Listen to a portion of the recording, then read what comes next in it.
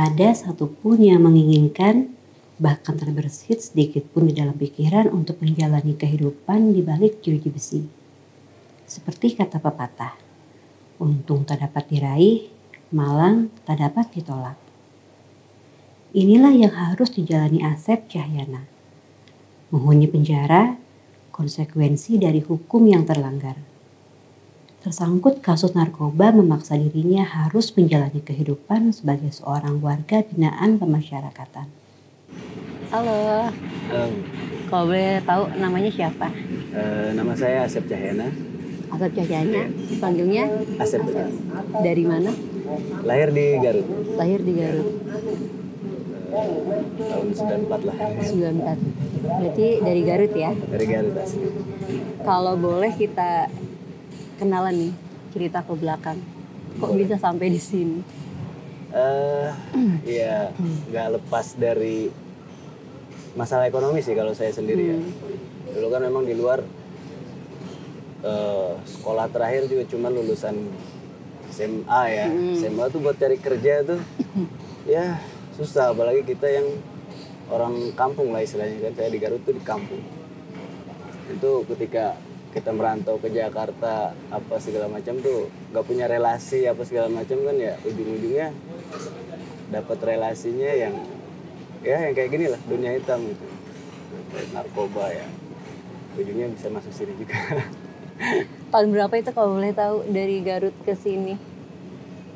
Sebenarnya saya tuh di Jakarta tuh setelah lulus sekolah sih saya udah di Jakarta kerja, kerja segala macam lah dulu. Cuman habis itu saya ada balik lagi ke Garut, tinggal di Garut dan juga nikah.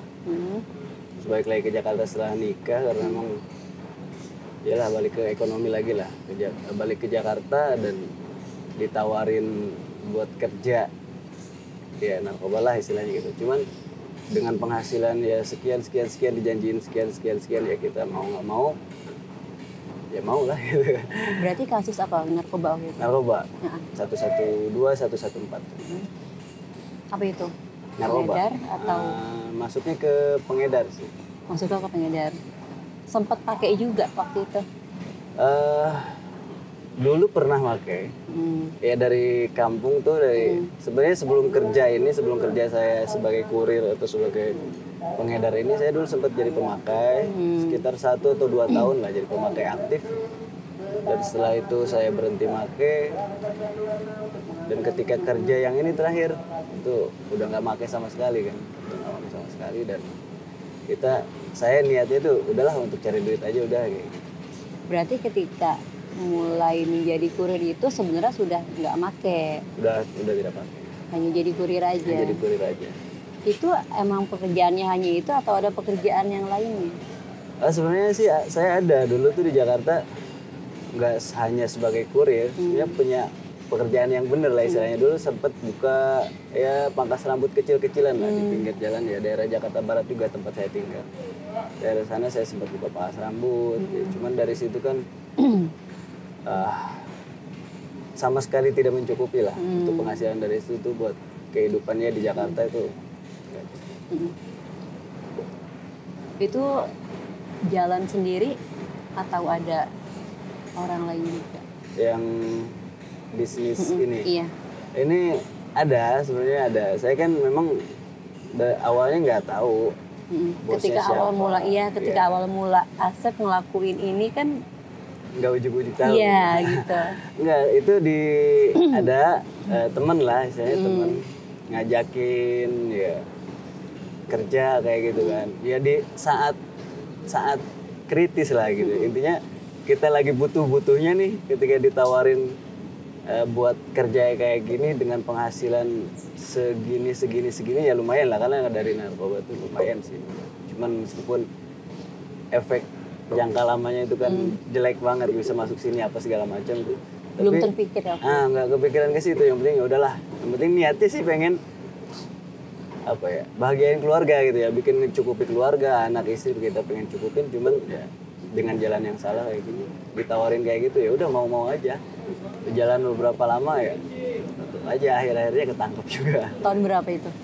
Saya ketangkep tahun 2019 itu di bulan Mei. Ceritanya gimana? Waktu itu Asep lagi apa? Kebetulan tuh saya sebelum ketangkep itu saya 3 hari itu saya dirawat kan di rumah sakit sama di daerah Jakarta Barat. Itu dirawat karena DBD. Itu hari pertama puasa saya udah dirawat di rumah sakit. Dan 3 hari 3 malam saya nginep di rumah sakit. Pulang tuh ke kontrakan, pulang semalam di kontrakan. Nah besoknya baru digerebek ke kontrakan kan. Situ kebetulan saya ada anak-anak sama istri. Ada anak sama istri? Ada. Berarti tahu? Tahu, cuman anak-anak sama istri saya nggak tahu. Saya nggak kerja itu karena memang saya nggak naruh di tempat. Bisa ditaruh di luar. Saya tiap hari keluar pergi ke pangkas rambut. Jadi nggak tahu mereka kita punya bisnis lain atau kerjaan yang nggak benar gitu. Lo gimana proses dari penangkapan sampai akhirnya vonis berapa tahun? Vonis 16 tahun, subsidi 3 bulan. Itu ya ketangkap di Jakarta Barat. Yang nanggep kan ini Mabes Polri. Itu dibawa ke Mabes Polri, di rutan Mabes Polri selama 3 bulan nunggu P21. Setelah itu baru setelah P21 kita dikirim ke rutan Salemba. Rutan Salemba mengikuti persidangan dan akhirnya vonis sudah sekitar 8 bulan. Kita ngejalanin masa tahanan, vonis 16 tahun. 2019 itu ya? Masih 2019 akhir ya saya vonis. Lalu setelah ada kejadian ini, anak dan istri gimana? Apakah masih tinggal di Jakarta? Untuk awal-awal mereka masih tinggal di Jakarta karena memang kita bayar kontrakan tuh kan masih ada waktunya gitu, maksudnya masih ada sisa waktu di kontrakan. Udah masih tinggal di kontrakan. Dan setelah saya vonis sekian lah, ngapain di Jakarta kan nggak ada penghasilan, nggak ada keluarga juga, ya udah pulang ke kampung. Asep Cahyana merupakan salah satu warga binaan pemasyarakatan di Lapas Pemuda Kelas 2 Tangerang yang memiliki kesempatan untuk menempuh pendidikan tinggi melalui program kampus kehidupan yang ada di Lapas Pemuda Kelas 2 Tangerang.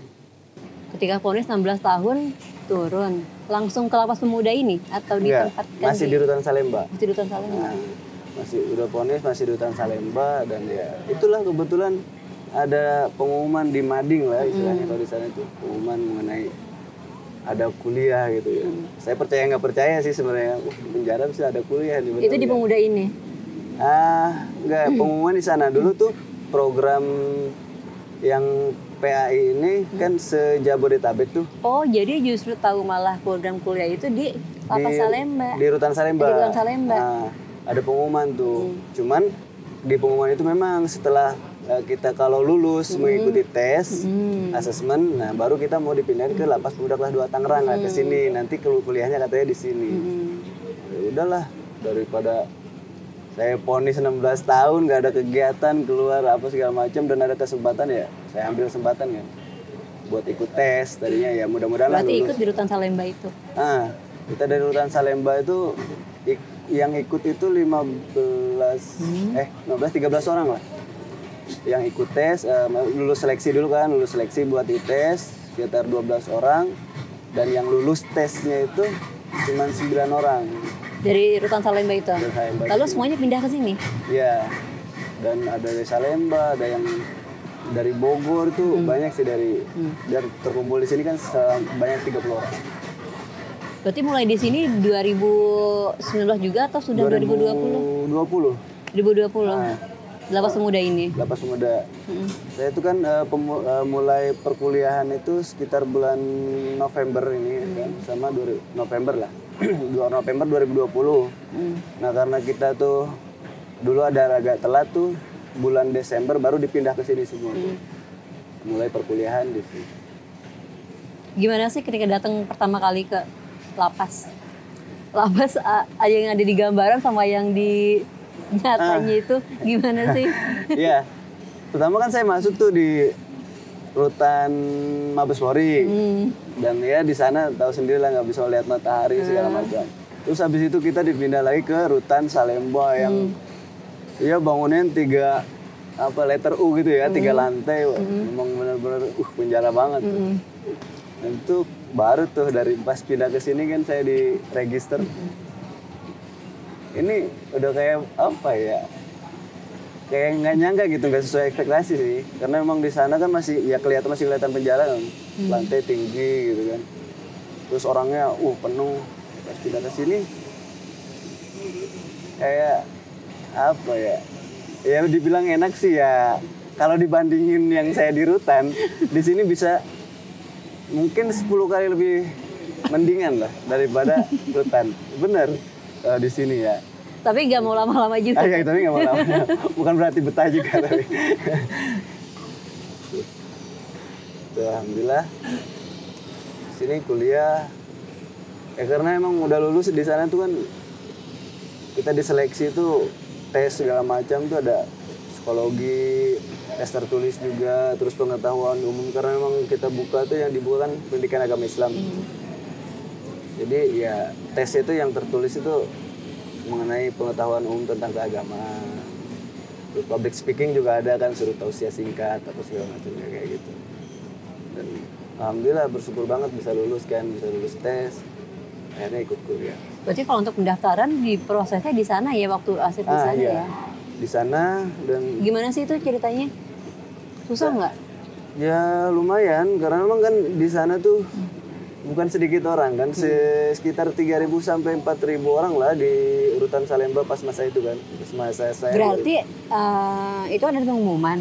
Berarti semua boleh ikut. Boleh ikut. Semua boleh ikut. Cuman boleh ikut, cuman kan ada persyaratannya. Pertama dulu pas saya itu minimal masih ingat nggak apa aja? Minimal vonis 5 tahun. Minimal vonis 5 tahun. Minimal vonis 5 tahun. Karena kuliahnya 4 tahun. 4 tahun. Karena nggak mungkin kan kita baru 2 tahun kuliah terus pulang gitu. Terus? Meskipun ada kan sebagian yang sebelum lulus tapi udah pulang tapi lanjut dari luar kan. Terus maksimal usia dulu saya itu 35 tahun. Waktu itu berapa umurnya tuh? Saya pas itu berapa ya, saya lupa. 2019 berarti 94 ke 2020-an 26 ya? Ya sekitar 26 lah. 26. Itu maksimal 35 dulu. Terus ya lulus minimal SMA kan, punya ijazah SMA, punya KTP, kartu keluarga dan segala macam, itu persyaratannya kan. Persyaratan umum sama kayak mau daftar kuliah reguler di luar. Dan yang itunya cuman pokoknya vonis di atas 5 tahun dan memenuhi syarat ikut tes, memenuhi standar nilai standar lah, standar minimal nilai gitu. Udah. Banyak gak sih waktu itu yang daftar? Kalau di sana kan diseleksi dulu dari petugas ya.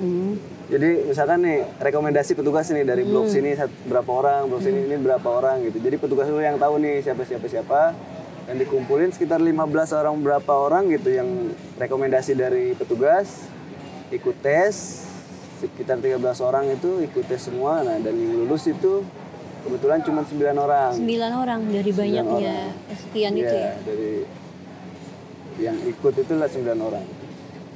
Memang beneran mau atau ikut-ikutan aja sama yang lain? Kalau saya sih emang beneran mau ya. Memang mau. Karena emang kesempatan kayak gini jangankan di penjara lah. Kayak bilang ya, di luar aja kita yang sebenarnya kan emang pengen, siapa sih yang nggak mau punya pendidikan tinggi, terus punya gelar apa segala macam kan.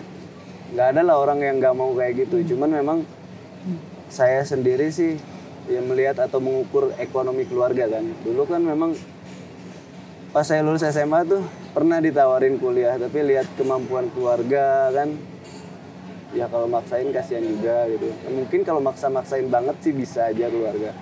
Cuman saya mikirnya udahlah nanti aja kalau ada rezeki saya bisa kuliah sendiri, mau kuliah sendiri gitu.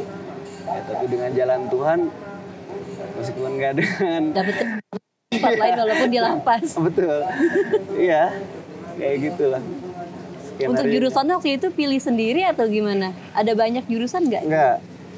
Itu memang khusus tuh, setiap tahun, setiap ada perkuliahan beasiswa itu, misalkan tahun pas angkatan saya itu memang khusus pendidikan agama Islam. Oh gitu, jadi setiap tahunnya itu jurusannya beda-beda ya? Soalnya kan sebelumnya jadi tuh hanya satu jurusan itu, angkatan per tahunnya. Betul. Sebelumnya kan ada hukum juga di sini, cuman itu 2018 ya, 2018. Baru ada lagi kita angkatan pendidikan agama Islam sama UNIS. Ini kan setiap hari kan harus ada di dalam lapas ini. Itu belajarnya gimana? Sebenarnya untuk belajar sih di sini, saya dibandingkan dengan di luar tuh di sini lebih fokus di sini sih. Jadi kelasnya ada di dalam lapas ini. Kelasnya kan di sini. Kebetulan kemarin kita kuliah itu seminggu itu 3 hari, ada 4 hari. Seminggu 3 hari. Kadang 4 hari. Selasa, Rabu, Kamis. Kadang-kadang hari Senin, Selasa, Rabu, Kamis. Itu dosennya yang kesini kah atau lewat Zoom? Untuk awal-awal tuh dulu ada pandemi corona kan, pandemi COVID itu 2020 kan, 2020, sampai 2021 tuh kita Zoom, tapi tetap di kelas lewat proyektor. Kita Zoom, pembelajaran biasa. Nah setelah pandemi itu mereda dan boleh, ya dilanjut datang ke sini dosennya kan ada kelas. Jadi enak lah, sama aja kayak kuliah di luar gitu. Sama yang di luar juga selama pandemi kan sama, daring juga belajarnya. Itu seminggu 4 kali, ya, satu harinya itu dari pagi sampai sore full atau tergantung? Dari jam 9 sampai jam 3. Itu istirahat zuhur. Zuhur istirahat, sholat, makan, habis itu lanjut. Mata kuliah itu ada sehari 3 sampai 4 mata kuliah. Itu seperti kayak kuliah di luar kan? Maksudnya ada semester 1, Asep ngambil berapa SKS gitu sama, kan? Sama kan? Sama. Modelnya sama. Dan untuk pembelajaran pun ya karena saya memang nggak pernah kuliah di luar ya, cuman kata dosen dan kata teman-teman yang memang kebetulan di luar udah pernah kuliah sama terus di sini kuliah ya 80-90% ya sama. Sama. Kita pun tugas aja beda tempat aja. Iya, cuma beda tempat aja. Tugas apa segala macam juga kita nggak terlalu dibeda jauh sama yang di luar, karena memang kita buat akses ngerjain tugas kan, ada perpustakaan juga di sini, ada lab komputer juga disiapin, itu kan nggak ketinggalan banget lah dengan mahasiswa reguler di luar. Pelajarannya gimana? Ya untuk mata kuliah dia lumayan juga sih. Kan banyak tuh, pertama tuh berapa 11 mata kuliah, 11 mata kuliah atau 22 SKS tuh. Untuk semester awal. Semester awal ya. Biasanya udah di atas 20. Iya. Kesini-sini ya sisa 2 mata kuliah, 1 mata kuliah. Biasa. Kalau ada tugas, gitu ngerjainnya gimana? Di dalam kamar? Enggak, tergantung. Kita nih tugasnya kan biasanya tugas tuh ada, kita kan setiap perkuliahan tuh dengan metode pembelajaran tuh beda-beda nih, beda dosen, metode pembelajaran beda. Ada yang memang beliau-beliau tuh metodenya ceramah ya, kita cuma nulis, dengerin. Ada bikin makalah juga pernah kan pasti? Makalah tuh paling sering. Dan pun ada kita model pembelajarannya jadi kita diskusi. Jadi kita jadi apa? Ya diskusi. Jadi buat PowerPoint kita yang maparin. Itu kita dikerjain di lab kan, ada lab komputer, dan terus di kelas juga ada komputer, jadi kita buat PowerPoint di komputer udah disiapin.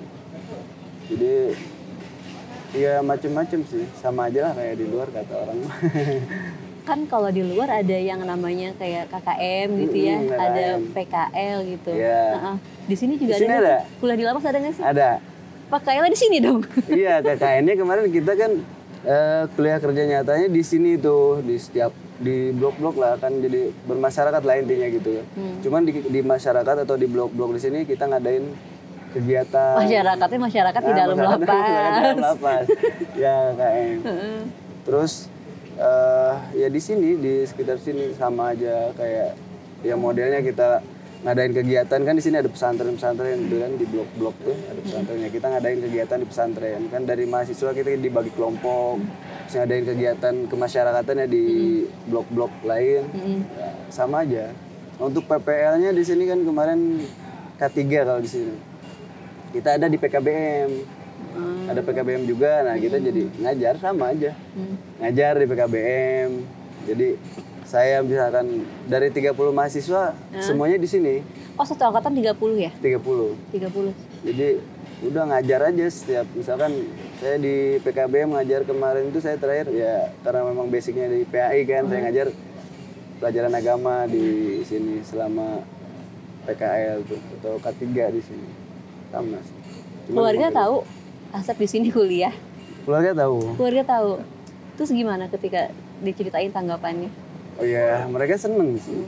Ya bersyukur lah gitu, karena memang orang sih nggak ada yang nyangka sih ya. Awalnya nggak ada yang nyangka, maksudnya saya tuh awal mau ikut asesmen di Salemba aja dulu, ngabarin ke keluarga tuh ke mama, emang benar emang ada gitu. Ah masa iya? Pasti semuanya pasti lah. Di yang lapas ada. bisa kuliah. Oh, iya. Bayar nggak pasti gitu ya? Jangan-jangan bayar. Iya mau bayar dari mana, kita di sini kan mau ngapain ah? Nggak ada usahanya ya. Enggak ya, alhamdulillah mereka support, terus ya bersyukur juga mereka bisa ya berterima kasih lah intinya ke pihak-pihak yang memang mengadain apa namanya program ini gitu ya. Sangat ya seneng lah kalau keluarga itu. Ada cerita ininya nggak sih? Suka dukanya lah gitu. Pasti lebih banyak sukanya sih ya. Duka. Cuman namanya kuliah, apa sih? Masa-masa sulitnya gitu tuh ada nggak sih? Sulitnya kuliah di lapas? Kalau di sini sih masa sulitnya ya ada aja sih pasti. Ya karena memang nggak bisa dipungkiri ya. Sarana prasarana itu ya Pasti nggak sebebas nggak ya kayak di luar gitu. Kayak kita mau kemarin tugas akhir nih bisa buat skripsi apa segala macam kan, kita perlu fotokopi lah, print lah, apa ya itulah. Meskipun di sini memang ada kayak printer, cuman kan 30 orang printer satu, terus satu orangnya misalkan harus ngeprint 3 rangkap dengan satu rangkapnya 100 halaman, udah 300 halaman per orang kali 30 orang, itu berapa ribu kan, udah rusak duluan printernya. Berarti sulitnya masih di sarana yang masih terbatas aja ya, Sep ya? Iya, kayak gitu aja sih. Kalau yang lain ya pengerjaan tugas ya, karena memang kebanyakan lewat kelompok sih kalau tugas-tugas ya. Jadi bisa saling lah support. Ada yang punya laptop pribadi juga kan, tapi saling. Kalau di total lulus berapa semester? 8 semester. 8, pas. 8 semester. Nggak ada yang lebih, nggak ada yang kurang. Kalau di lawas bisa titip absen nggak? Nggak, di sini malah nggak bisa kayak gitu. Karena 30 ya? Kalau nggak ada dicariin ya? Iya, yang nyariinnya yang petugasnya mau kemana juga. lagi? Ya nggak mungkin hilang kemana, karena emang di sini kan bloknya kita dipisah. Pokoknya satu blok, ini blok F tuh khusus untuk mahasiswa. Ya jadi kalau nggak ada satu orang ya balik kita yang cariin aja deh. Paling suka pelajaran apa? Kebetulan sih saya lebih suka tuh kan basic agama, cuman kan ada umumnya juga tuh kayak kemarin saya suka di psikologi sih, ada kan psikologi pendidikan. Pendidikan agama ada psikologi ya? Ada. Itu lebih ke spesifiknya lagi nanti psikologi perkembangan anak. Jadi kan jadi guru kan harus pedagogik tuh kan. Jadi ngajarin, misalkan kita ngajar di SMP, umur SMP tuh psikologinya seperti apa sih gitu. SMA udah sampai mana sih psikologinya gitu. Ntar udah kuliah tuh kayak gimana sih harus cara ngajarnya itu kan. Itu dipelajari di situ. Jadi saya lebih suka sih Itu suka di situ. psikologi pendidikan lah. Selama skripsi nih, kita ngobrol waktu di skripsi, ada kesulitannya nggak? Skripsi lumayan sih. Ya, memang itu satu tugas akhir. Iya. Kedua kan setiap orang yang kuliah khususnya S1 tuh mereka serem tuh di tugas akhir gitu ya. Ya namanya skripsi tuh udah pasti. Tapi yang saya rasain ya selama skripsi di sini, karena memang terbatas buat penelitiannya terbatas, tapi memang ada, cuman ya memang terbatas. Di sini kan khususnya saya kan ngadain penelitian di PKBM juga. Berarti judul yang diambil juga ya memang yang ada di sini ya? Ya, tapi tetap temanya pendidikan. Kan ngambilnya juga di PKBM Tunas Madani sini. Untuk saya tuh kemarin ngambil judul implementasi hidden kurikulum pendidikan agama Islam dalam dalam meningkatkan kecerdasan spiritual.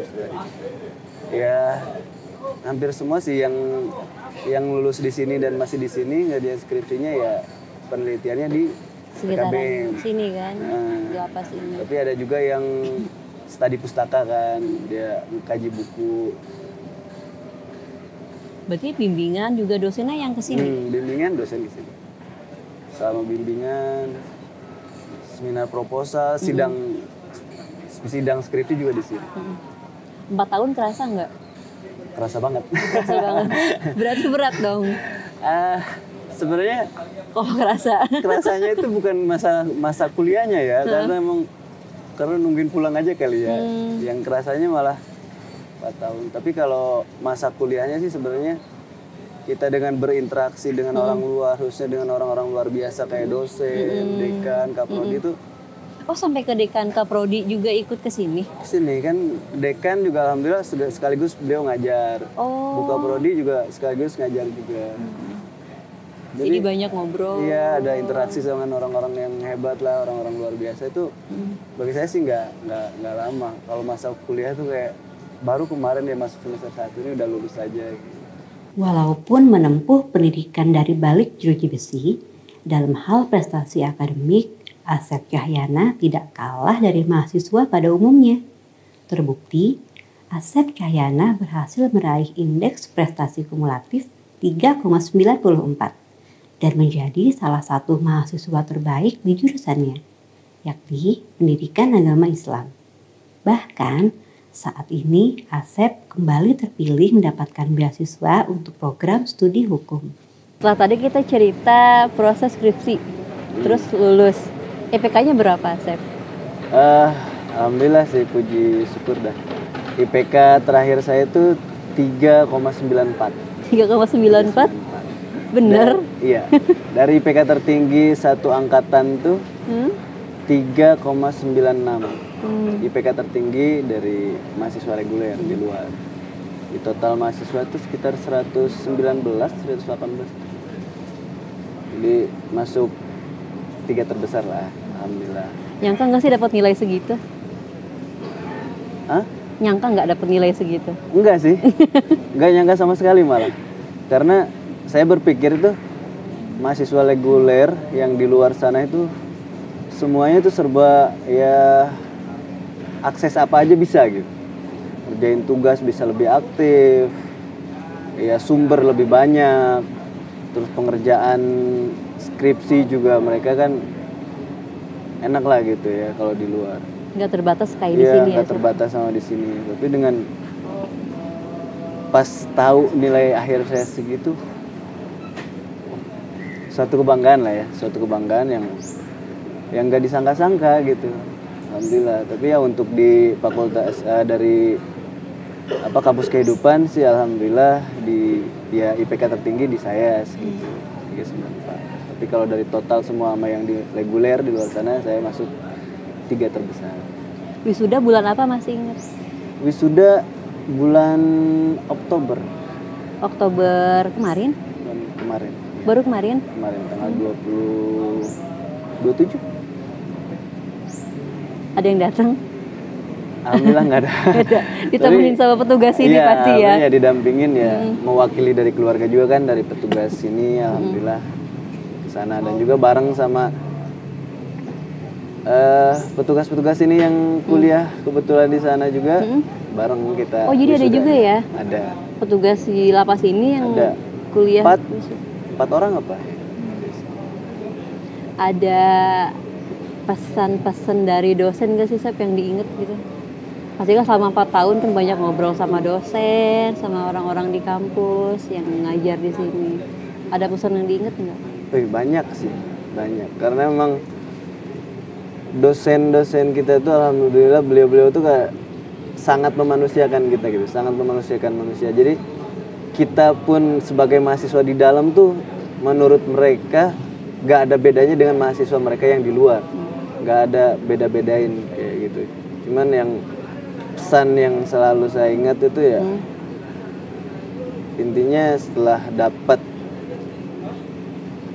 perkuliahan, pembelajaran, ilmu yang mereka transfer setelah bebas nanti di luar sana itu harus bisa diterima oleh masyarakat dan harus berguna minimal untuk diri sendiri, keluarga, ya bisa mudah-mudahan bisa berguna buat orang banyak.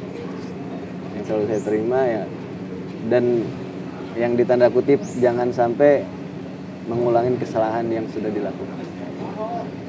Setelah lulus, lalu sekarang katanya ambil lagi? Iya. Kok bisa? Maksudnya nggak mau istirahat dulu?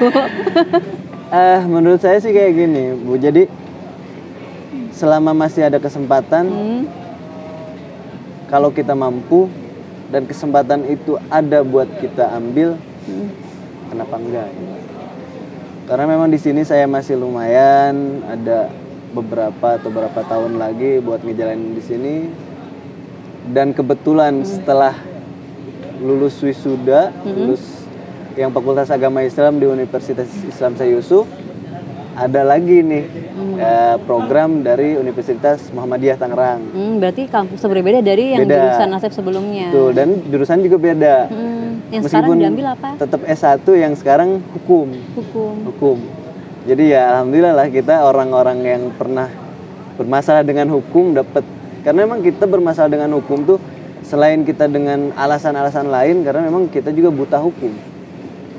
Saya rasain dari mulai ya penangkapan, BAP, persidangan, apa segala macam, kita yang nggak sama sekali nggak tahu itu sidang tuh seperti apa sih, pasal ini tuh apa sih, narkoba itu hukumannya berapa sih, nggak tahu. Saya aja yang divonis 16 itu dalam pikiran saya dulu pas pertama diajak kerja kayak gitu, saya kan emang nggak tahu, pikiran saya paling 5 tahun, 4 tahun kayak gitu.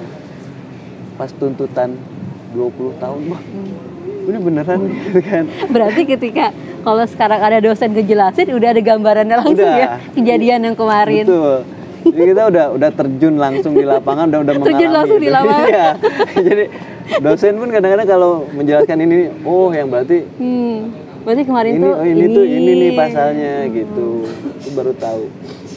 Karena sebenarnya dua-duanya ini karena pertama PAI itu ya karena memang buta agama juga kita dulu. Kok bisa gitu ngelakuin hal-hal yang dilarang kayak gitu kan. Ya dapat pencerahan PAI, dan kita ketika buta hukum, alhamdulillah juga kita dapat kuliah hukum. Selalu ada alhamdulillah. Selalu ada. Berarti itu yang ngebuat Asep mau ambil jurusan hukum, atau memang seperti sebelumnya memang satu angkatan hanya jurusannya hukum aja yang bisa diambil? Memang sih sebenarnya memang di sini kan ada teologi, ada agama Buddha, ada hukum, ada pendidikan agama Islam sih, baru itu aja sih, ada 5 lah ya. Yang kemudian ini yang berpas, momennya pas banget setelah saya wisuda, terus ada lagi kuliah lagi, ya alhamdulillah untungnya hukum lagi. Ya, hukum memang sangat dibutuhkan kan, terutama kita yang hidup di negara hukum, dan kita orang yang tidak tahu hukum, buta hukum. Sebenarnya sih saya pikir satu kesempatan, kedua manfaatnya juga memang pasti sangat bermanfaat lah buat di kehidupan sehari-hari lah memang. Udahlah ambil aja. Beda banget gak sih belajar pendidikan agama sama belajar sekarang di hukum? Sebenarnya ada perbedaan, ada persamaan. Karena memang dua-duanya itu mengenai peraturan gitu, mengenai hukum gitu ya. Hukum di PAI hukum agama, hukum negara. Iya, di hukum ya hukum negara gitu. Meskipun kan PAI bisa kita jadi guru, bisa sama di hukum juga dia bisa mungkin bisa jadi guru, ataupun ya jadi pengacara apa segala macam sih. Itu bonus lah ya. Yang penting apa ilmu yang kita dapat bisa bermanfaat. Memang nanti setelah misalkan nanti sudah lulus juga, cita-citanya mau gimana nih? Mau menerapkan yang SPD atau yang SH? Sebenarnya dua-duanya sih harusnya ya. Harusnya dua-duanya. Ya, kita orang hukum yang harus taat agama lah istilahnya gitu lah ya. Ya kita pernah kuliah hukum, pernah kuliah agama ya. Dua-duanya kita taatin peraturannya, peraturan agama, peraturan hukum. Peraturan agama, peraturan negara kita taatin. Tapi untuk realisasinya apapun itu, ataupun kita kesempatan buat jadi guru, ya pasti saya ambil. Ya meskipun katanya yang pernah jadi narapidana dengan vonis di atas 4 tahun sekian, di pendidikan kita nggak bisa jadi PNS.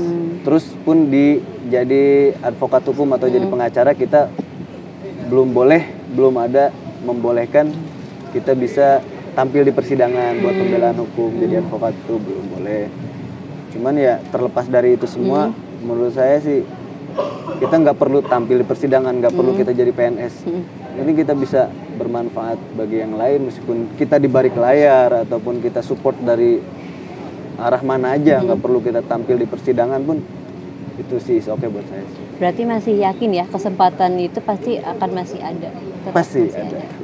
Kalau ditanya cita-citanya memang apa sih? Kalau cita-cita dulu, saya dulu pas kecil sih ya punya juga cita-cita. Memang dulu kecil sih cita-cita. Jadi dokter. Dulu cita-cita dari kecil apa? Saya udah lupa malah ya. Mungkin jadi guru atau jadi dokter lah, karena emang ya nggak tahu sih guru itu seperti apa dokter. Ya anak kecil ya taunya orang cita-cita pengen bilang pengen jadi guru ya ikut-ikutan jadi guru. Cuman untuk sekarang Setelah jalan panjang ini apa cita-citanya? ya mungkin apa ya, cita-cita saya sih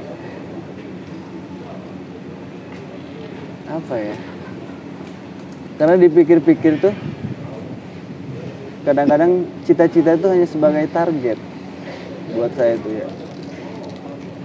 Kalau cita-cita saya tuh udahlah nggak peduli dengan cita-cita dengan detail apa bla bla bla, saya udah kayaknya nggak kepikiran ke situ. Cuman yang terpenting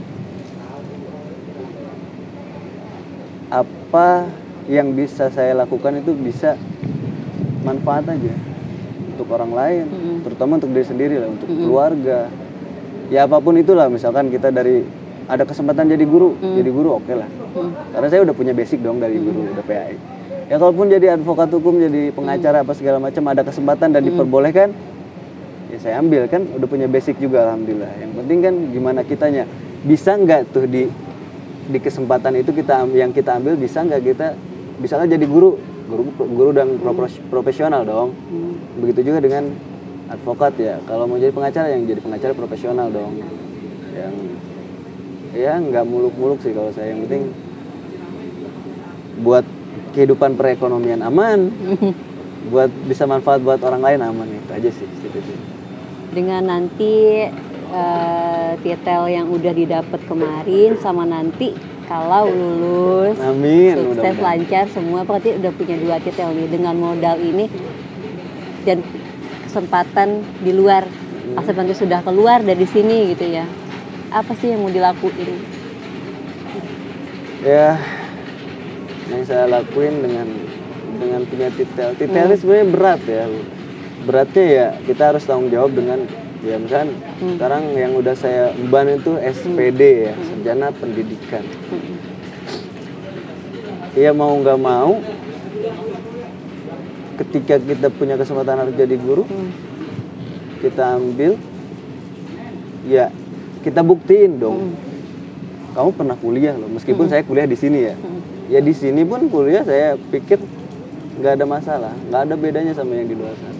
Ya buktinya gitu kan, kayak dari nilai lah kita nggak beda jauh, nggak beda jauh. Dan itu bisa kita buktiin. Dan kalau mau buktiin dari nilai kan kita udah buktiin. Nah, dengan realisasinya nanti seperti apa di luar ya kita harus juga bisa buktiin. Jangan sampai, saya berharap jangan sampai mengecewakan ya terutama ya dosen-dosen gitu kan ya. Kita keluar dari sini misalkan ada kesempatan nih jadi guru. Ya jadi guru lah yang benar. Kita jadi penegak hukum atau advokat hukum, jadi pengacara ataupun jadi ya minimal kita bisa memberi pencerahan kepada orang-orang yang benar-benar buta hukum gitu. Karena LBH nih menurut saya lembaga bantuan hukum. Dan saya yang pernah disidang itu kan yang ancaman di atas 5 tahun apa segala macam saya lupa tuh, wajib punya pengacara, wajib di persidangan ada pengacara. Dan yang saya rasakan dari sebelum-sebelumnya itu ya sebagai SOP aja. Jadi memang kita nggak ada, oh nih kasus kamu, karena memang ditunjuk pas persidangan, kamu nggak punya nggak punya pendamping hukum, nggak ada yang mulia, ya ditunjukkan dari hakim. Itu sebagai SOP karena memang ancaman sekian harus ada. Nah kalaupun sebenarnya sih itu udah ada di lapas ini ya, karena memang lulusan sebelumnya itu hukum juga. Di sini ada lembaga bantuan hukum yang bantunya itu alumni dari sini. Di register ada ruangannya, ada tuh LBH. Jadi yang anak-anak udah lulus hukum di sini ngebantu di sini. Ya kita benar-benar harus memang dengan niat saya itu sih, karena yang bersidang mereka yang buta hukum tuh dengan tunjuk asal tunjuk, udah ini jadi pendamping hukum, tapi tanpa memberikan kontribusi yang benar-benar sebagai lembaga bantuan hukum, itu kan nihil. Ya mungkin iya aja gitu, ketika di persidangan hakim bilang atau JPU bilang ini ya iyain aja gitu. Sebenarnya kan nggak seperti itu kalau memang profesional. Ya pengennya sih saya memberikan bantuan hukum ataupun kerja di LBH, ya bisa apa ya, bisa mengimplementasikan apa yang saya dapat. Mau dipekerjakan seperti di lapas, lembaga bantuan hukum di lapas, meskipun saya nggak bisa tampil persidangan ya nggak masalah, yang penting kita bantu dari belakang, itu kan sih menurut saya nggak masalah. SPD yang didapat nggak mau dicoba diimplementasikan di sini sekarang? Udah dicoba belum? Udah. Kalau SPD apa tuh kegiatannya? Saya tuh sebenarnya sebelum lulus nih, baru semester 6 tuh kemarin sudah ditawarin, jadi bukan ditawarin ya, direkrut lah dari PKBM buat jadi asisten pengajar di PKBM. Udah saya ngajar di PKBM, dan kemarin setelah lulus juga nama saya udah masuk di PKBM sebagai pengajar ya, sebagai pengajar di PKBM. Tuh di sini sebenarnya udah ada ranahnya gitu, kayak lulus hukum bisa jadi LBH di sini, lulus pendidikan agama Islam ya udah yuk ngajar di PKBM. Terus sebenarnya udah diimplementasi di sini, udah disediain tempatnya, udah ada. Lalu saya ngajar di PKBM, oke, ngajar di PKBM. Cuman karena saya sekarang kuliah lagi, kadang-kadang ngajar di sana kan setiap hari Senin sampai Kamis itu ada jadwalnya sebetulnya. Cuman saya di sini kuliah kan hukum cuman seminggu sekali hari Rabu yang offline-nya. Jadi selebihnya kalau ada jadwal ngajar PKBM ya. Berarti meskipun nanti di luar nggak punya kesempatan untuk pekerjaan formal, masih banyak cara ya, Seth? Masih banyak sih sebetulnya cara. Karena memang di sini kan di sini kita dapat pendidikan yang formal juga, yang ekstrakurikulernya di sini kan banyak. Pelatihan apa segala macam. Ikut juga? Saya ikut. Di sini kan ada pelatihan MMA, boxing, kickboxing ada. Saya dari pertama pindah ke sini saya udah ikutin kegiatan itu, saya ikutin sambil kuliah. Setelah saya kuliah ada latihan. Sering ikut tanding dong? Alhamdulillah selama ini saya udah dua kali keluar tanding, 3 event. Yang satu Kempo MMA, alhamdulillah dapat sabuk juara dan medali. Yang kedua MMA masih yang di Bekasi, di Wibawa Mukti di Bekasi. Alhamdulillah dapat juara juga, medali emas. Dan terakhir itu di Cengkareng yang ikut underground fight, eksibisi kickboxing. Alhamdulillah dapat juga medali emas. Dan rencananya sih insya Allah nih bulan Desember juga ada rencana kita ikut kejuaraan Menpora di daerah Tangerang sih, di Bintaro. Insya Allah tanggal 12 Desember ini kalau jadi dapat izin dan dapat restu dari sini dan segala macam ya, rencananya sih udah ada banyak sih. Ya kalaupun kan bisa banyak opsi kita, misalkan dari jadi guru nih stuck, nggak ada kesempatan jadi guru, ya udah jadi pengacara nggak ada kesempatan, ya udahlah kita gitu, jadi pelatih olahraga aja gitu kan. Masih banyak sih, karena di sini banyak kegiatan-kegiatan yang bisa kita ikutin, yang positif yang bisa berguna buat nanti di luar. Berarti kan tadi yang kayak Asep bilang, di lapas itu kan mungkin orang taunya hanya dikurung gitu. Ternyata sudah Asep jalan diri sendiri kan banyak ya, bisa kuliah, bisa olahraga, banyaklah prestasi yang bisa didapat juga kan di lapas. Coba boleh gak sih dikasih tahu ke yang di luar, ini loh lapas itu nggak seperti yang kalian bayangkan. Oke. Yang pokoknya pesan ya untuk orang-orang di luar sana, memang bukan menyarankan untuk masuk penjara buat dapat sesuatu yang saya dapatkan di penjara, bukan. Tapi memang kacamata yang dilihat orang-orang luar mengenai seramnya di penjara seperti apa. Padahal nggak seperti itu. Kita benar-benar dimasuk penjara karena memang namanya kan bukan penjara lagi sekarang. Lembaga pemasyarakatan. Jadi bagaimana dididik, buat kita bisa bermasyarakat dan diterima di masyarakat nanti di luar sana.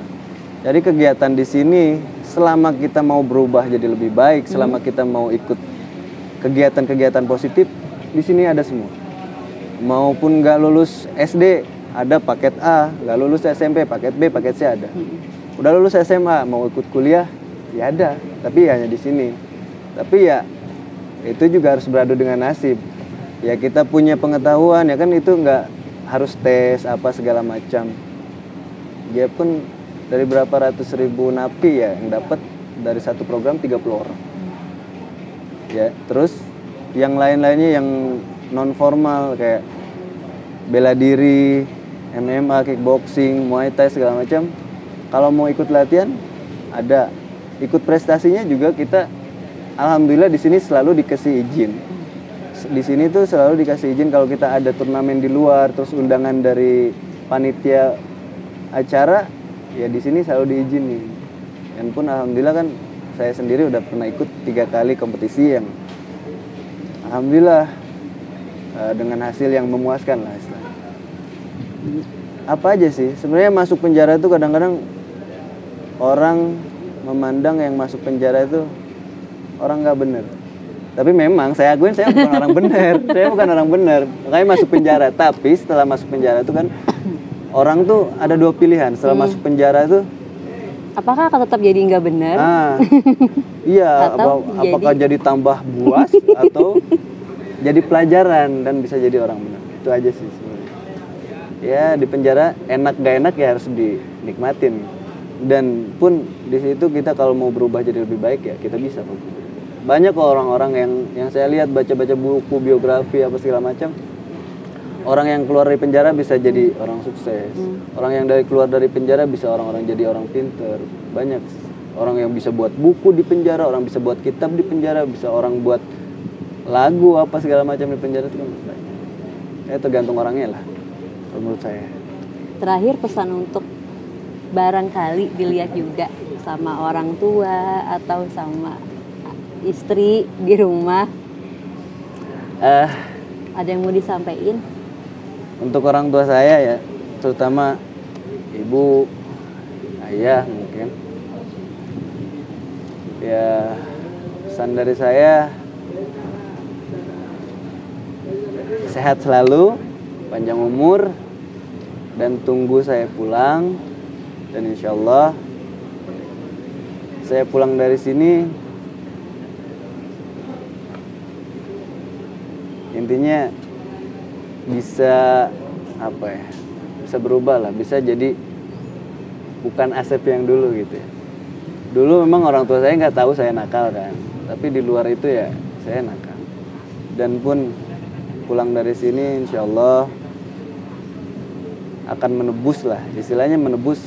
Ya orang tua pasti kecewa masuk dengan sini, tapi dengan kalaupun kita atau saya berjanji ingin berubah gitu ya. Ya kalau janji hanya sebatas janji, tapi insya Allah saya buktiin saya akan menebus rasa-rasa kecewa yang dirasakan keluarga saya karena saya masuk sini dengan sebuah kebanggaan buat mereka. Dengan apa yang saya dapat, dengan apa yang insya Allah akan saya lakukan nanti di luar sana. Terima kasih Mas Asep ya untuk ceritanya. Sama-sama. Semoga bisa jadi apa ya, cerita juga buat teman-teman yang lain bahwa walaupun di sini tetap bisa punya kesempatan yang sama seperti yang ada di luar. Betul. Semoga lancar kuliahnya. Amin. Lulus dengan IPK tertinggi lagi ya Mas Asep. Sukses terus. Itulah tadi cerita dari Asep Cahyana, seorang warga binaan pada Lembaga Pemasyarakatan Pemuda kelas 2 Tangerang yang berhasil menyelesaikan pendidikan tingginya dari balik jeruji besi. Dari Asep Cahyana kita belajar bahwa kesempatan akan selalu ada bagi orang-orang yang mau berubah dan berusaha untuk menjadi lebih baik lagi. Saya Irma pamit undur diri, sampai jumpa di cerita-cerita inspiratif lainnya.